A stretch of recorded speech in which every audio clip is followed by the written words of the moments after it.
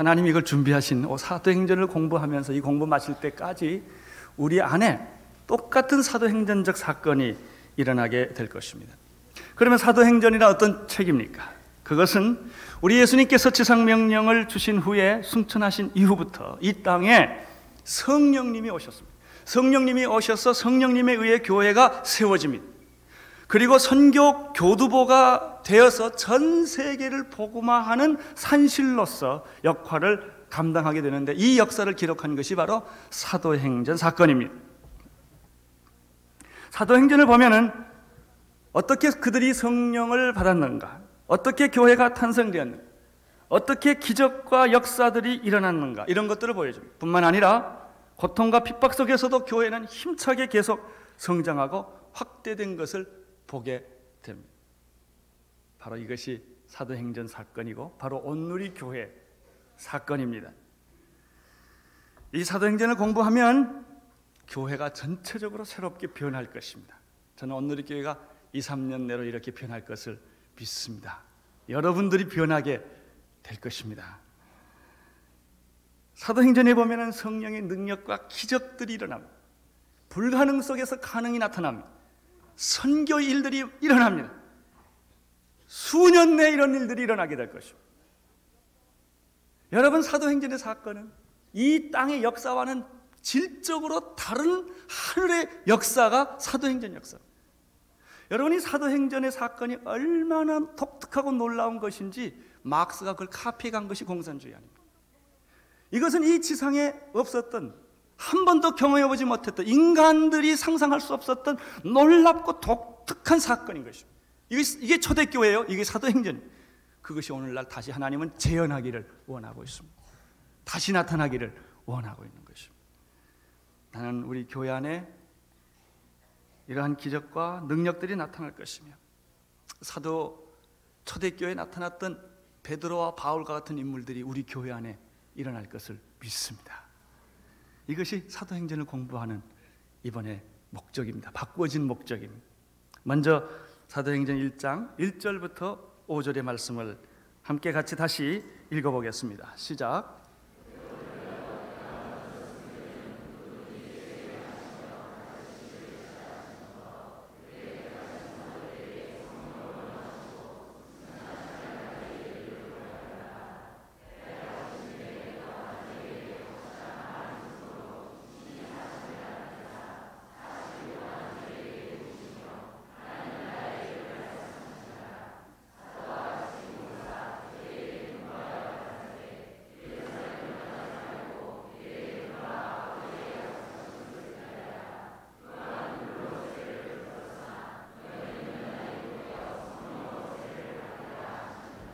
아멘. 이 1장 1절부터 5절에 보면은 사도행전이 탄생하기 위하여 이 지상의 역사에 새로운 질이 다른 새로운 하나님의 나라가 이 땅에 구체적으로 임하기 위하여 세 가지 사건을 소개하고 있는 것을 보게 됩니다. 첫째 사건은 바로 1장 1절부터 2절에 있는 사건으로서 그것은 누가복음의 사건입니다. 1장 1절 2절을 먼저 다시 읽겠습니다. 시작.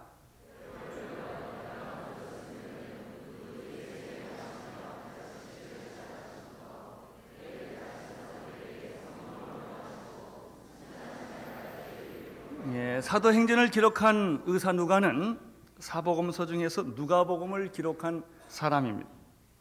이 사도행전은 바로 예수님의 생애를 기록한 누가복음에 이은 일종의 제2부작이라고 할 수가 있습니다.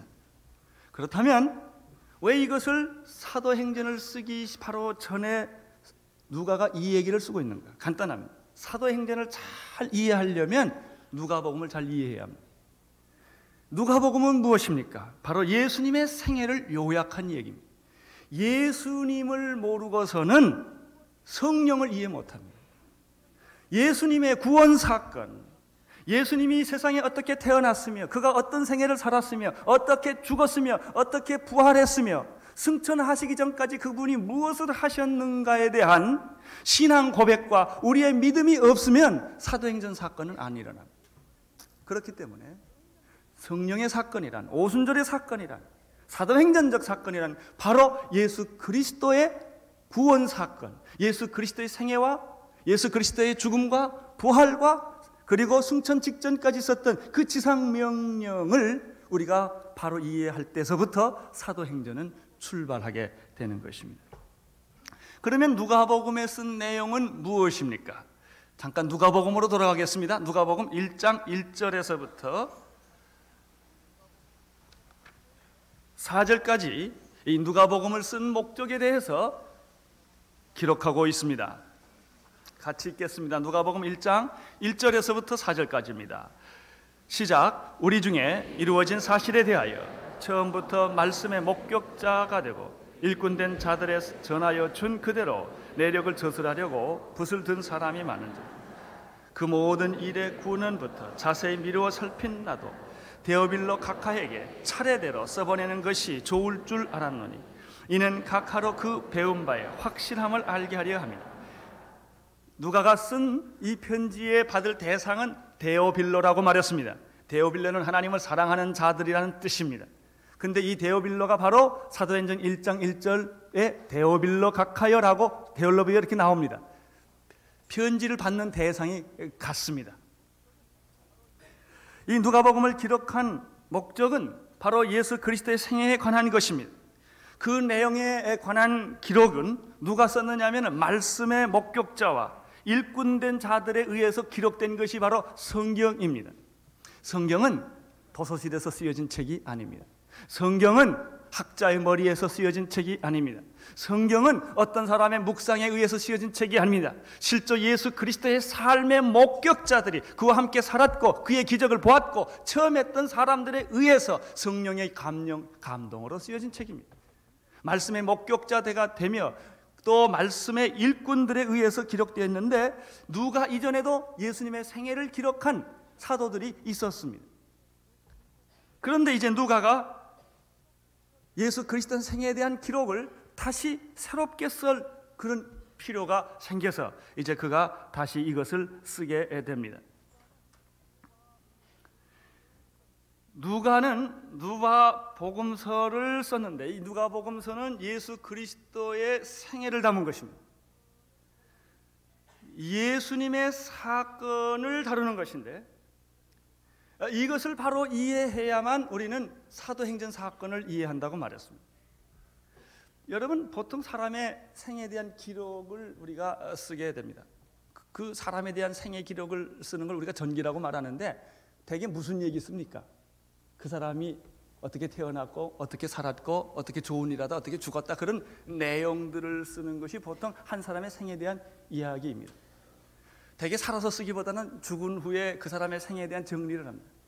죽고 나서 그 사람을 또 올바르게 평가하는 것입니다. 그러나 한 사람의 생애가 죽은 이후에 일어난 사건을 기록한 책은 없습니다. 왜냐하면 그 사람은 죽어버렸기 때문입니다. 그런데 오늘 지금 누가가 쓰는 것은 그 사람이 예수님의 생애에 대한 기록을 쓸 뿐만 아니라 그것을 가지고는 예수님을 다 설명할 수가 없었던 것입니다. 이제 예수님이 죽은 후에 장사 지낸 후에 그분이 다시 부활하셨는데 그 후에 이분이 온 인류 역사에 어떤 새로운 기적과 새로운 역사를 만들었는가를 이제 누가는 다시 써야 할 필요를 느낀 것입니다. 바로 그것이 사도행전입니다. 사도행전을 바로 이해하기 위해서는 먼저 오늘 누가 사건을 이해해야 된다고 말씀을 드렸습니다. 특별히 누가복음 보면은 예수님의 탄생에 대해서 아주 많은 기록을 하고 있습니다. 특별히 1장과 2장에 예수님의 탄생에 대한 얘기를 하고 있습니다. 사도행전에는 예수님의 삶과 죽음과 부활에 대한 얘기를 하고 있습니다. 특별히 재미있는 것은 누가는 예수님의 탄생을 이렇게 두 가지 특이한 목적을 이야기하고 있습니다. 2장 14절에 보면은 그리스도의 탄생이란 무언가? 그것은 지극히 높은 곳에서는 하나님께 영광이요 땅에서는 기뻐하심을 입은 사람들 중에 평화라고 예수님의 탄생에 대한 독특한 해석을 내렸습니다. 누가복음 2장 32절에는 그리스도의 탄생을 또 다른 각도에서 묘사를 했습니다. 예수의 탄생이라는 것은 이방을 비추는 빛이요 주의 백성 곧 이스라엘 백성에게는 그것이 영광스러운 사건이다. 그것이 예수 그리스도의 탄생이다. 또 특별히 다른 세 복음서와 마찬가지로 예수 그리스도의 생애에 대한 기록을 그가 아주 잘 자세히 묘사했는데, 특별히 누가복음에는 다른 복음서에서 기록하지 않았던 어떤 다른 독특한 면들을 더 강조한 것이 있습니다. 그것은 특별히 예수님은 누가복음에 의하면은 이방인에 대한 관심이 많으신 분으로 설명하고 있습니다. 이방인에 대한 선교적 관심을 가지신 예수 그리스도. 또 누가복음을 보면은 특별히 예수님은 사회 문제에 대해서 굉장히 예민한 관심을 가지신 분으로 그리고 있습니다. 한 걸음 더 나아가서 예수님은 특별히 가난하고 병들고 소외된 이 세상의 어두운 그늘에서 살고 있는 사람들에 대한 친구로서 특별히 부각을 시키고 있는 것을 볼 수가 있습니다. 이게 누가복음의 독특한 부분인 것입니다. 재미있는 것은 누가가 특별히 여성 문제에 대해서 관심이 많아가지고 연약한 여성들, 핍박받는 여성들에 대한 그 관심을 가지고 기록을 아주 섬세하게 하고 있는 것을 보게 됩니다. 여러분, 예수 그리스도의 삶이란 그가 말씀을 전하시고 가르치시고 기적을 베푸시고 문둥병자를 고치시고 죽은 자를 살리시고 그 갈릴리 해변에서 했던 수많은 구원 사건이 바로 예수 그리스도를 보여주는 것입니다. 예수 그리스도는 그뿐만 아닙니다. 십자가에 못 박혀 죽었습니다. 3절을 보시기를 바랍니다. 3절 시작.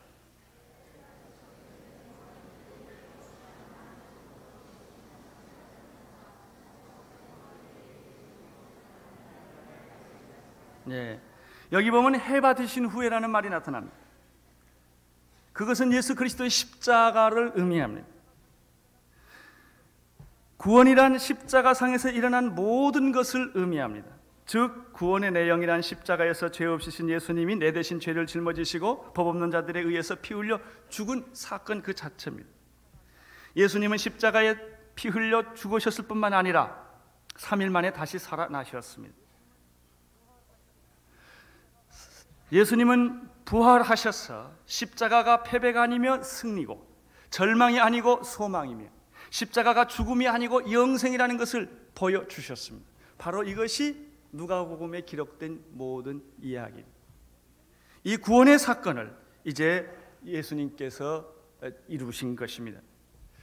바로 이런 사건 위에서 오순절의 성령 사건이, 사도행전 사건이 계속됩니다.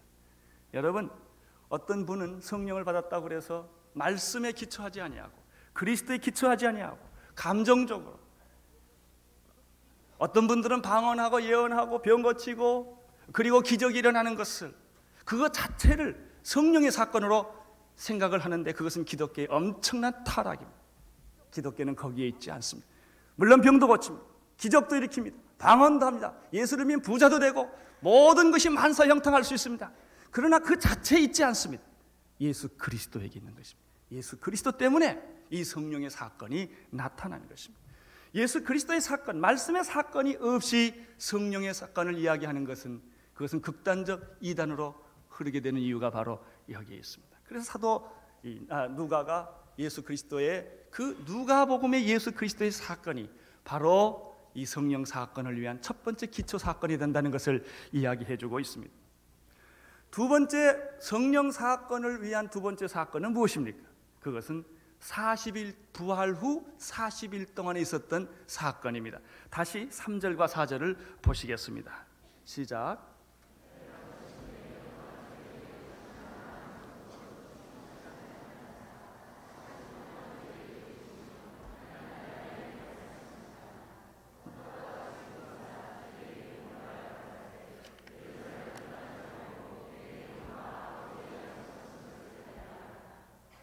해받으신 후라는 것은 그리스도의 십자가의 죽음 이후라는 뜻입니다.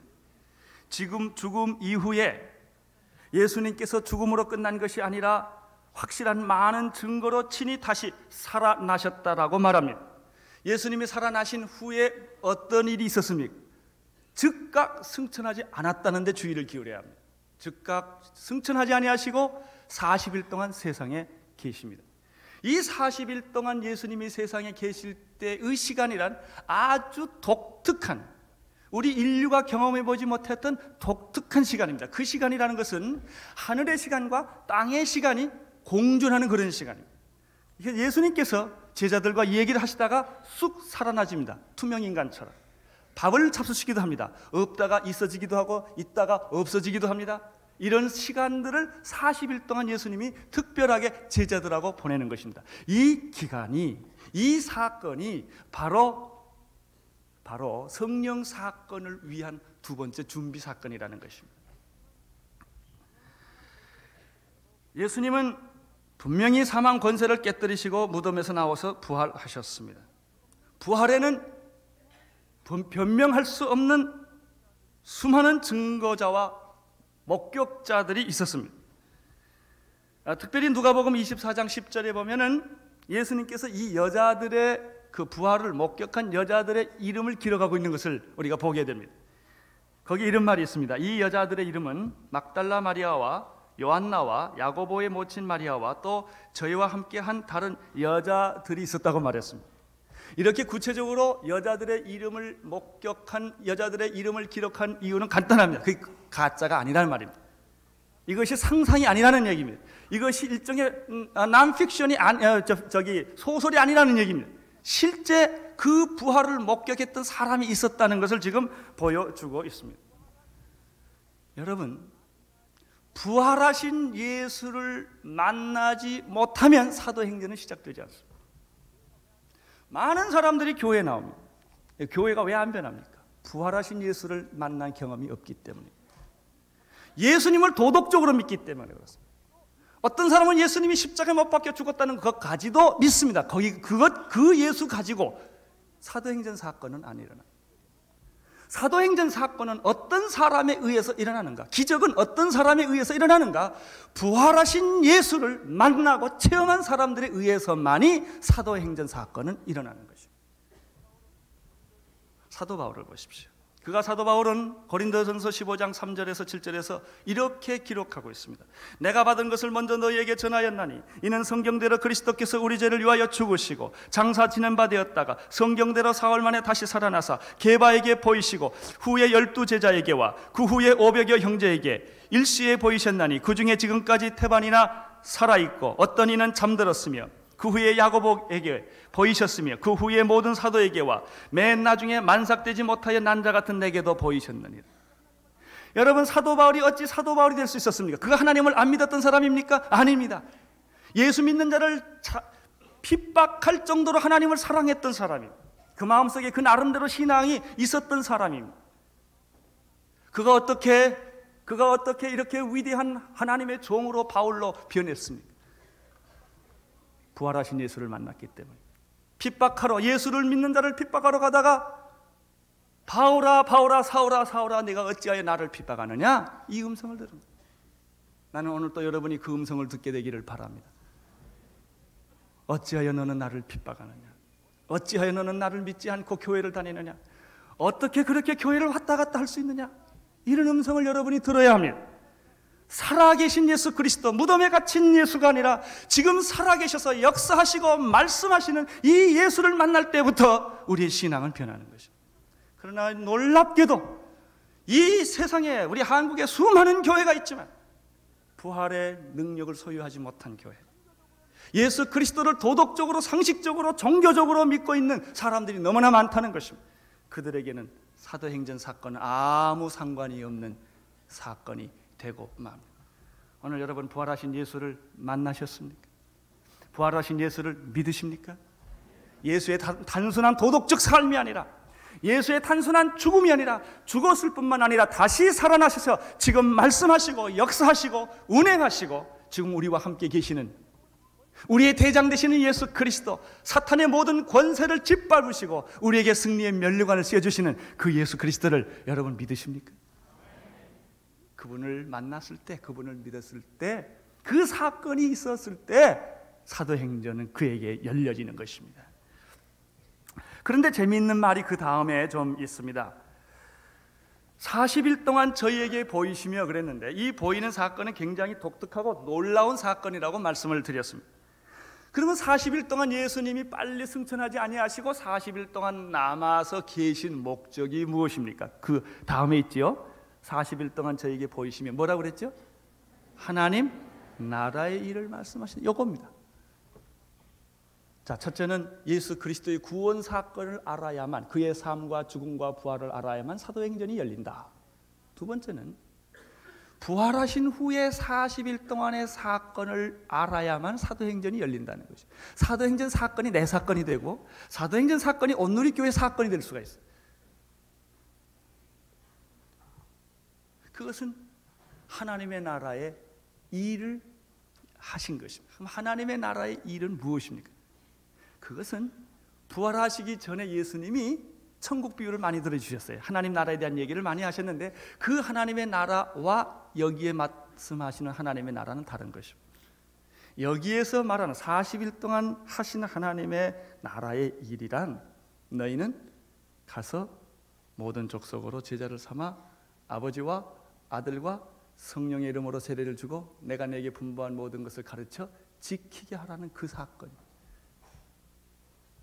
마가복음에서는 뭐라고 설명하고 있습니까? 너희는 온 천하에 다니면서 만민에게 복음을 전파하라고 그랬습니다. 누가복음에는 뭐라고 말했습니까? 우리는 이 일의 증인이라고 그랬습니다. 요한복음에서는 뭐라고 말했습니까? 양을 치라, 양을 먹이라고 그랬습니다. 예수님이 40일 동안 하나님의 나라의 사건을 말씀하실 때 살아생전의 천국 비유를 다시 말씀하신 것이 아닙니다. 하나님의 나라의 일이란 무엇입니까? 요약하면 가서 모든 족속으로 제자를 삼는 선교의 일, 바로 그것입니다. 여러분, 사도행전을 보십시오. 사도행전은 무슨 책이에요? 사도행전은 바로 오순절 성령의 사건이 임했을 때 그들이 성숙해졌거나 그들이 무슨 능력이 많이 생겼거나 이런 기록이 거기에 있는 게 아닙니다. 사도행전 사건 전체란 마태복음 28장 18절에서부터 20절까지의 내용을 그대로 적용한 사건이 바로 사도행전 사건. 하나님의 일이란 우리들이 가난한 자를 또 돕고 여러 가지 도덕적으로 윤리적으로 살고 뜻이 하늘에서 이루어진 것처럼 이 땅의 모든 불의와 부정과 죄악을 다 없이 하는 것도 하나님의 나라를 이루는 일이지만 특별히 사도행전 사건에 있어서는 그것은 너희는 가서 모든 족속으로 제자를 삼는 바로 그 사건이 하나님의 일이라는 것입니다. 세 번째 사도행전 사건이 일어나기 위해서 또 하나의 사건을 하나님이 예비하셨습니다. 이 사건을 이해하지 못하면 사도행전은 문이 열리지 않습니다. 그것이 바로 4절에서부터 5절에 있는 내용입니다. 같이 읽겠습니다. 시작.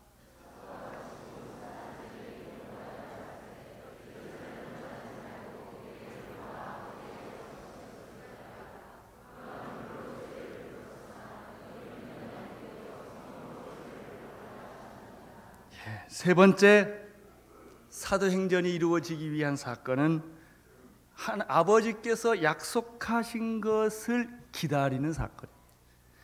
이 사건이 아버지께서 약속하신 것을 체험하고 받는 일이 없이는 사도행전은 이루어지지 않습니다. 여기에 세 가지 말씀이 있습니다. 첫째는 이것을 받기 위해서는 예루살렘을 떠나지 말라는 것입니다. 이것을 받기 전에는 어떤 일도 일어나지 않는다는 것입니다. 너는 두려움에서 벗어날 수가 없다는 것입니다. 너는 능력을 소유할 수 없다는 것입니다. 너는 전도할 힘이 없다는 것입니다. 너는 사랑할 힘이 없다는 것입니다. 이것을 받아야만 놀라운 하나님의 새 역사가 이 땅에 인류 역사상 처음으로 놀라운 사건이 일어난다는 것입니다. 그것이 무엇입니까? 이 사람들은 아직 그것이 무엇인지 잘 모릅니다. 막연하게 생각하고 알 것 같기도 하고 모를 것 같기도 하고, 여기에 설교 듣고 있는 사람들 가운데도 이것을 알 것 같기도 하고 모를 것 같은 사람이 많이 있습니다. 물론 이 내용이 성령이라는 걸 모르는 사람이 누가 있겠습니까? 그러나 성령은 체험한 자하고 체험하지 않는 사람하고는 하늘과 땅의 차이입니다. 여러분, 이 성경을 읽으면 모를 자가 어디 있겠습니까? 그러나 이것을 100번 읽어도 알 수가 없습니다. 은혜는 받은 자만이 합니다. 은혜 안 받은 자면 죽었다 깨도 그게 뭔지 몰라요. 왜 저 사람 저렇게 바보같이 웃고 있나? 그건 몰라요. 왜 저 사람이 저렇게 어려운 고난 속에서도 그렇게 아주 기뻐하고 있는가? 왜 저 사람이 저렇게 손해를 보는가? 왜 저 사람이 저렇게 삶을 바꾸는가? 죽었다 깨도 그 이해 못합니다. 받은 자만이 아는 것입니다. 바로 이것이 성령의 체험이 이런 것과 마찬가지입니다. 이것을 너희들이 받기까지는 오순절은 열리지 않는다. 이것이 여러분이 이해하기까지는 사도행전이 열리지 않는다는 것입니다. 바로 그것입니다. 아버지께서 약속한 그것을 받기까지는 너희들이 어디를 떠나지 말라? 예루살렘을 떠나지 말라 그랬습니다. 두 번째는 내게 들은 바 아버지 약속하신 것을 기다리라.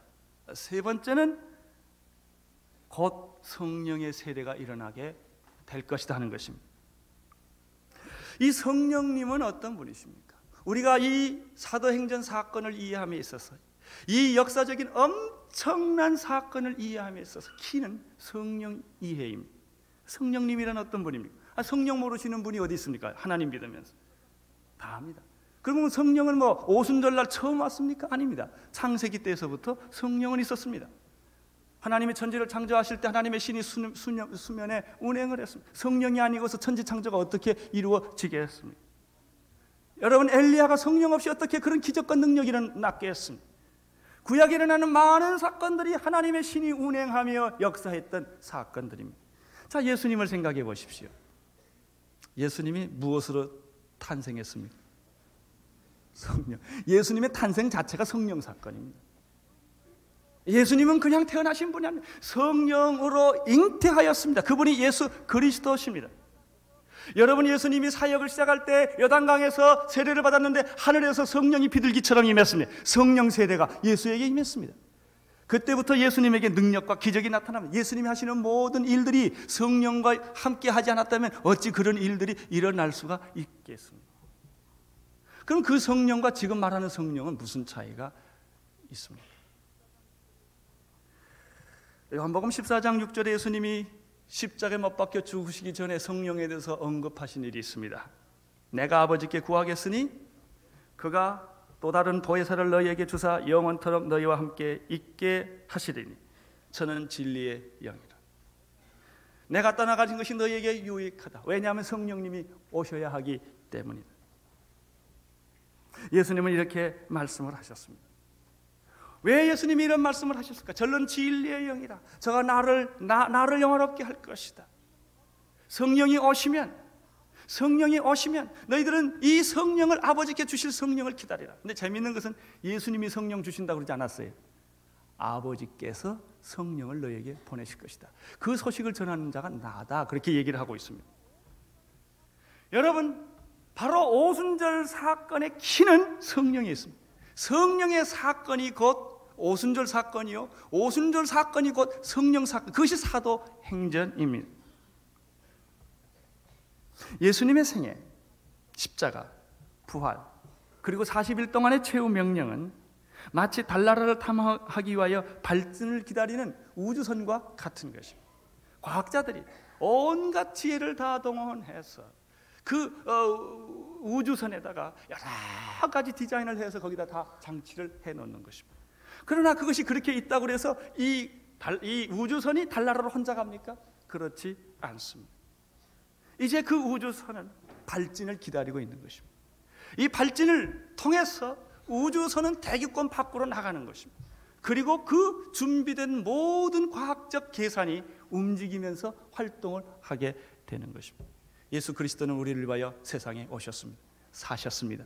죽으셨습니다. 부활하셨습니다. 그리고 너희는 가서 모든 족속 속속으로 제자를 삼으라 하는 엄청난 명령을 내려 주셨습니다. 이것은 우주선과 같은 사건입니다. 그러나 이 사건이 이제부터 움직여야 합니다. 발진해야 합니다. 대극권 밖을 튀어나가야 합니다. 여러분, 우리는 우리 자신에서부터 벗어나야 합니다. 하나님의 성령의 역사로 말미암아 이 하나님의 구원 사건이 폭발적으로 터지는 것입니다. 그래서 모든 사람에게 이 구원이 임하도록 만드는 것입니다. 이것이 바로 성령의 역사입니다. 바로 이 성령의 역사는 구약에 나타난 성령의 역사와 예수님에게 함께 하셨던 성령의 역사와 다른 것은 이 성령의 역사가 이제는 보조적 수단으로 계신 것이 아니라 이 지상에 예수님이 사역을 하셨듯이 성령이 이 역사의 주인이 되시기 위하여 내려진 사건이 바로 오순절 사건입니다. 이 성령님을 받기 위해서는 예수님은 첫째 우리에게 예루살렘을 떠나지 말라고 말씀하셨습니다. 사실 그렇습니다. 행동하기보다 어려운 것은 기다리는 것입니다. 떠나기 위해서는 준비가 되어야 되고 무장이 되어야 합니다. 저는 온누리 교회에서 이제 7년 동안 목회하고 나서 여러분들에게 이제 자꾸 떠나기를, 이제 준비된 사람은 떠나라 그랬는데, 성령 받지 못한 사람은 떠나면 큰일 납니다. 성령 세례 받은 사람, 이제 떠나도 괜찮은 사람이 떠나는 것이지, 떠날 준비가 안 되어 있는데, 무장도 안 되어 있는데 그 사람들이 어딜 떠납니까? 그 사람들은 떠날 수가 없습니다. 여러분이 떠날 쯤 되면은 하나님이 어디로 가라고 다 지시를 해주십니다. 내가 좀 나도 가라고 그러니까 어디 가지 요즘 내가? 그 걱정하는 교인들이 많아요. 또 가라고 생각해 보니까 정말 아주 한심해요. 내가 가서 뭘 하지? 준비가 안 돼요. 이 떠나라는 명령을 내리면 여러분의 신앙이 점검이 되기 시작합니다. 정말 나는 떠나도 괜찮은 것인지, 떠날 준비가 되어 있는지, 떠나서 나는 무엇을 할 것인지, 이런 일들이 심각하게 부딪히게 되는 것입니다. 여러분, 성령 세례 안 받으신 분 떠나면 큰일 납니다. 무장되지 않는 사람이 떠나면 큰 낭패를 당합니다. 예수님께서 우리를 내보내시는 것은 준비 없는 채로 내버리는 것이 아니라 준비된 사람을 내보내시기를 원하시는 것입니다. 지금 예수님께서 이 예수님의 제자들에게도 이런 의미에서 예루살렘을 떠나지 말라고 말씀하십니다. 많은 사람들의 실수는 어디에 있습니까? 기도하지 않고 행동하는 데 있습니다. 많은 사람들의 실수는 어디에 있습니까? 기도하지 않고 사역 일선에 뛰어드는 데 있습니다. 백전백패 당하고 말 것입니다. 왜냐하면 우리의 싸움은 영적인 싸움이기 때문입니다. 그것은 내 지식과 내 경험과 내 돈과 내 의지로 하나님의 일은 되는 것이 아니기 때문입니다. 그러면 준비한다는 것은 무엇입니까? 기도한다는 것은 무엇입니까? 그것이 바로 오순절날 성령의 사건을 체험하는 것을 의미합니다. 한번 물어봅시다. 오순절날 성령 사건을 체험한 사람들이 성숙해서 성령 받았습니까? 아닙니다. 그것은 하나님이 주시는 일방적인 은혜입니다. 성령님께서 이제 우리 안에 오시기를 원하십니다. 그럼 성령님께서 우리 안에 오시는 방법은 무엇입니까? 5절에 그 구체적인 방법을 우리에게 소개해 주고 있습니다. 같이 읽겠습니다.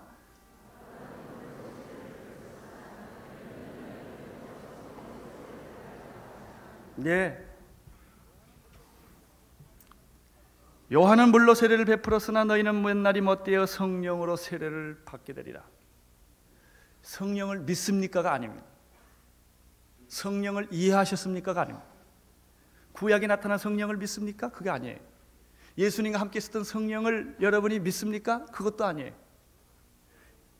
이 오순절의 사건이 일어나기 위하여, 사도행전적 사건이 일어나기 위하여 가장 핵심적이고 필수적인 일은 무엇인가? 성령 체험입니다.